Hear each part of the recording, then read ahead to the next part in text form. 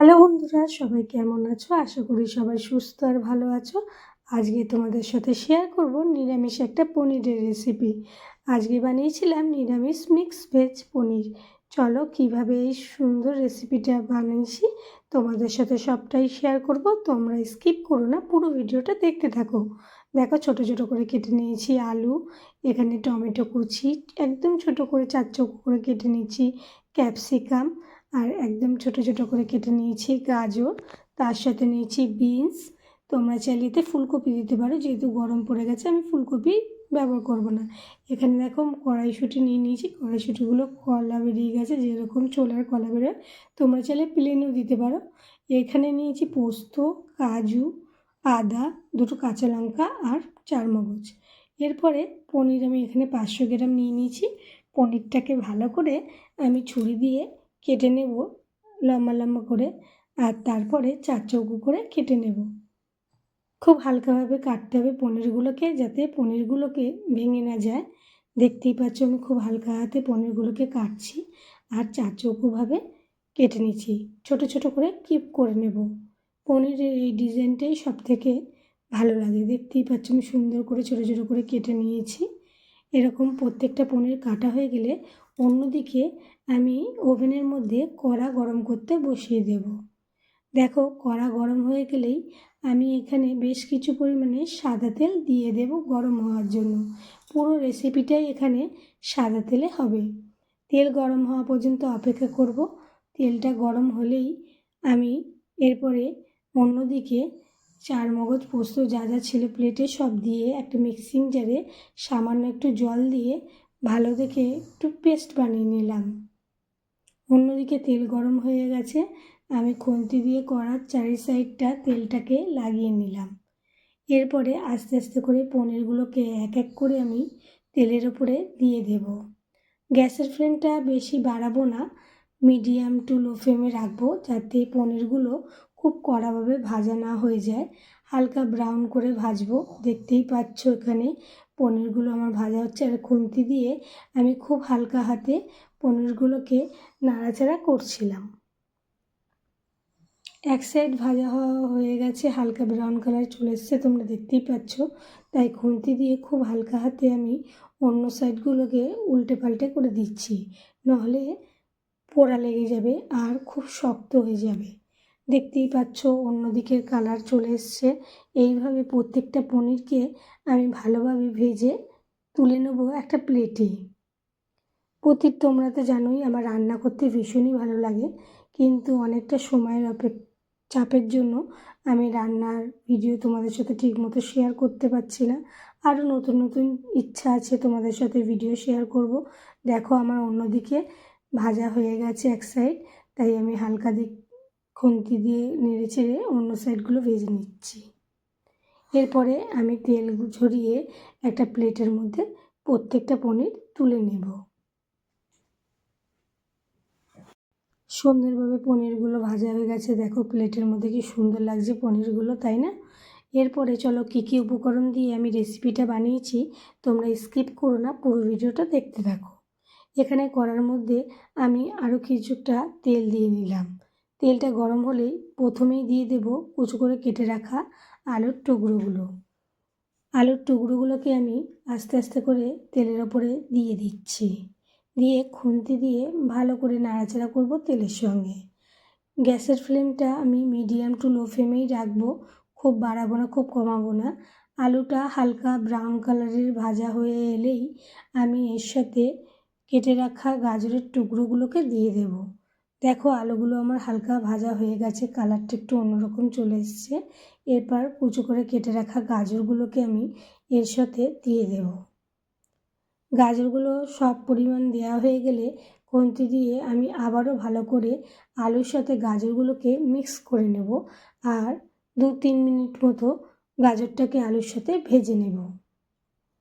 ঠিক পরপর একই লেভেলে উপাদানগুলো দিয়ে রান্না করলে রান্নার স্বাদটা অন্যরকম এনে দেয়।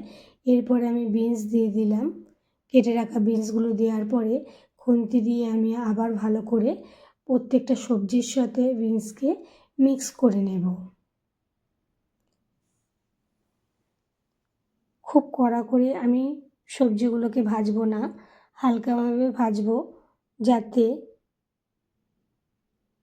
সবজিগুলো কড়াভাবে ভেজে না যায় আর সবজিগুলোর রঙগুলো একদম একই রকম থাকবে। প্রত্যেকটা সবজি এরকমভাবে ভেজে নিতে হবে। দেখতেই পাচ্ছ বিনস আমার ভাজা হয়ে গেছে। এবার উপর থেকে সামান্য আমি নুন দিয়ে দিলাম, দিয়ে আবারও বেশ কিছুক্ষণ মিক্স করে নেব নুনের সাথে প্রত্যেকটা সবজি, আর হালকাভাবে ভাজতে থাকবো। দেখো এবার ভাজা হয়ে গেছে আমার, কালারটা অন্যরকম চলে এসছে, তোমরা বুঝতেই পারছো। এরপরে আমি এর মধ্যে কী দেব তোমরা দেখতে থাকো, চলে যেও না।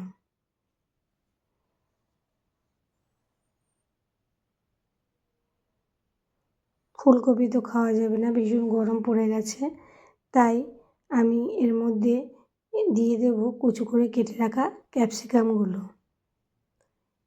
যেহেতু ক্যাপসিকামটা খুবই নরম, তাড়াতাড়ি ভাজা হয়ে যায়, তাই ক্যাপসিকামটা আমি সবার শেষে দিয়ে ভাজছি। ক্যাপসিকামটা দেওয়ার পরে বেশিক্ষণ আমি নাড়াচাড়া করব না, খুব হালকাভাবে ভাজবো যাতে সবজির কাঁচা গন্ধগুলো চলে যায়।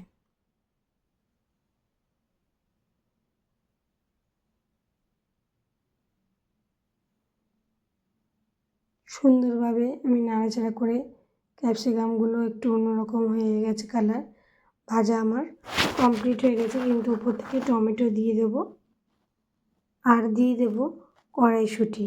টমেটো দেওয়ার পরে আবার সবজি দিয়ে ভালো করে টমেটোগুলো মিক্স করে নেব।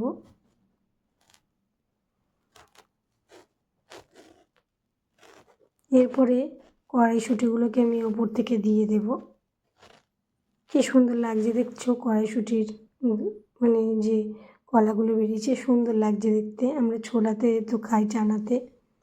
এরপরে আবার সব উপকরণ দেওয়া হয়ে গেলে ভালো করে 5-10 মিনিট মতো ভেজে নেব। সুন্দর একটা কালার চলে এসছে দেখো। এরপরে আমি একটা পাত্রের মধ্যে প্রত্যেকটা ভাজা তুলে নেব।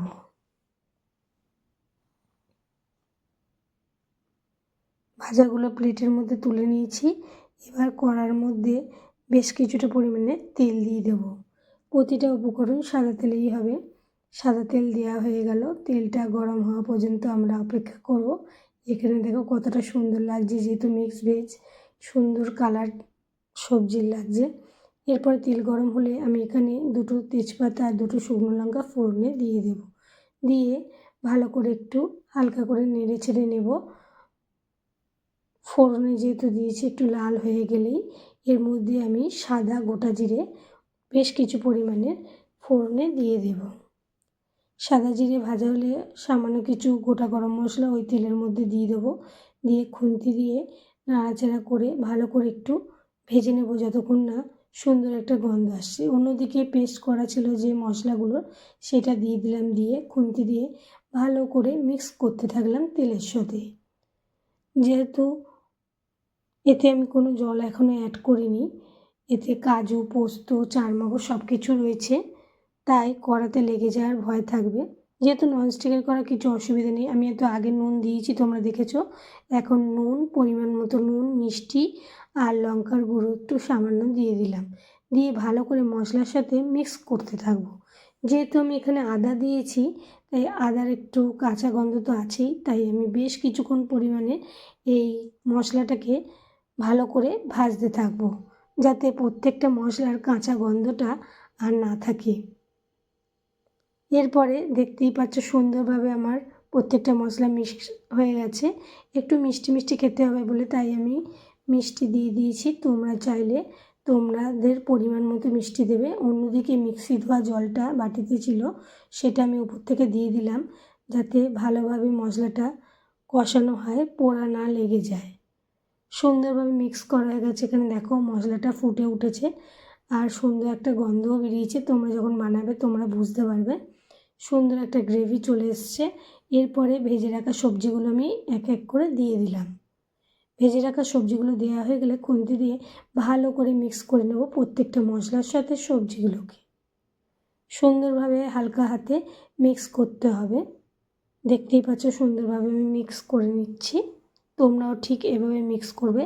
বাড়িতে লুচি পরোটা তোমরা পরিবেশন করো অতিথি আসলে, দারুণ, জাস্ট জমে যাবে। সবাই তো আজকালকার বাজারে চিকেন মানে ভেজ পছন্দ করে, ননভেজ পছন্দ করে না, তাই তো? চিকেন মাছ ডিম যেরকম আমার অতটা ভালো লাগে না। আমার পনির খুব ফেভারিট। তোমাদের কার কার পনির ফেভারিট বলো। অন্যদিকে দেখো আমি গরম জল বসিয়েছিলাম। প্রত্যেকটা রান্নায় গরম জল আমি ব্যবহার করি, তোমরাও তাই করবে।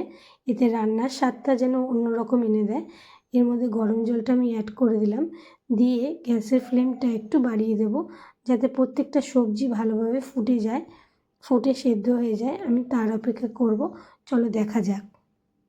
এরপরে দেখো কিছুক্ষণ অপেক্ষা করার পরে গ্যাসের ফ্লেমটা আমি বাড়িয়ে দিয়েছি। আমি অপেক্ষা করব কতক্ষণে সবজিগুলো ভালোভাবে ফুটবে। আর খুব একটা ঝোল নামাবো না, গা মাখা হবে রেসিপিটা। দেখো এখানে ফোটা শুরু হয়ে গেছে। ফোটা হয়ে গেলে সবজিগুলো সেদ্ধ হয়ে যাওয়া পর্যন্ত অপেক্ষা করব। তারপরে আমি সেই ভেজে রাখা পনিরগুলো দিয়ে দেব। দেওয়া হয়ে গেলে হালকা হাতে আমি ভালো করে সবজির সাথে পনিরগুলোকে মিক্স করে নেব, যাতে প্রত্যেকটা পনিরের মধ্যে ভালো করে মশলা ঝোলগুলো ঢুকে যায় আর টেস্টটা ভালো আনে। দেখতেই পাচ্ছ, এবার আমি অপেক্ষা করব ভালো করে ফুটে শুকিয়ে যাওয়া পর্যন্ত। সুন্দরভাবে মিক্স করে নিয়েছি। এখানে আমার রেডি হয়ে এসছে। আমি ওপর থেকে গোটা গরম মশলা দিতে পারো, আমি এখানে গুঁড়ো গরম মশলা ওপর থেকে ছড়িয়ে দেব। আর 1 চামচ ঘি ওপর থেকে দিয়ে দেব। দিলেই আমার রেডি হয়ে যাবে সুস্বাদু নিরামিষ মিক্স ভেজ পনির।